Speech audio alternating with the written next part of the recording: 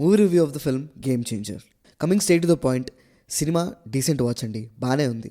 మరీ అంతగా డిసప్పాయింట్ చేయలేదు, అలా అని చెప్పేసి మరి టూ మచ్ హై కూడా ఇవ్వలేదు. బిగ్గెస్ట్ డిసప్పాయింటింగ్ విషయం ఏంటంటే, నాకు చాలా బాగా నచ్చిన పాట ఈ సినిమాలో హైరానా సాంగ్. ఆ సాంగ్ని తీస్తారండి. సరే, ఇంకా మెయిన్ మూవీ గురించి మాట్లాడుకుంటే, ఫస్ట్ హాఫ్ డిసప్పాయింట్గానే ఉంది. అంత ఇంట్రెస్టింగ్గా ఏం అనిపించలేదు. కాలేజ్ ఎపిసోడ్ అంతా కాస్త బోరింగ్గా అనిపించింది. కొంచెం క్రింజ్ అయిద్దేమో అని భయపడే లోపలికి ఆ కాలేజ్ ఎపిసోడ్ అయిపోయి ప్రజెంట్కి వచ్చేస్తారు. ఆ ప్రజెంట్లో ఉన్న సీక్వెన్సెస్ అన్నీ బాగానే ఉన్నాయి. ఇంటర్వెల్కి ఒక మంచి ఇంట్రెస్టింగ్ పాయింట్తో ఇంటర్వెల్ పడి సెకండ్ హాఫ్కి సినిమా మంచి ఊపు అందుకుంటుంది. సో సెకండ్ హాఫ్లో మంచి ఇంట్రెస్టింగ్ పాయింట్స్ ఉంటాయి.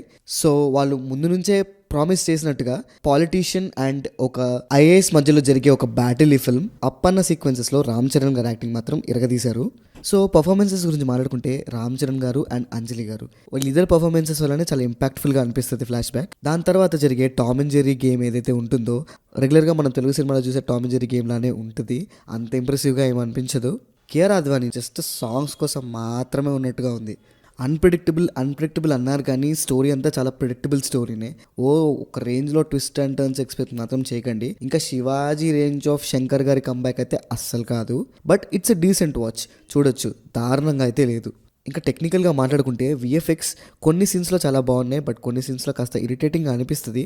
అనవసరంగా వచ్చి మధ్యలో ఇరుక్కుంటున్నట్టు అనిపిస్తుంది. విజువల్గా రీప్రజెంటేషన్ బాగానే ఉంది, కానీ టెక్నికల్గా ప్రాబ్లమాటిక్గా అనిపిస్తాయి కొన్ని విఎఫ్ఎక్స్. మ్యూజిక్ తమన్ గారు బాగానే ఇచ్చారు, కాకపోతే ఇంకాస్త ప్రాపర్గా పడుంటే ఇంకా సీన్స్ బాగా ఎలివేట్ అయ్యేటి ఏమో అనే ఫీలింగ్ అయితే వచ్చింది. ఇంకా శంకర్ గారి సినిమా అంటే సాంగ్స్ గురించి కూడా మాట్లాడాలి కదా. సో సాంగ్స్ పిక్చరైజేషన్ అన్ని సాంగ్స్లో బాగుంది.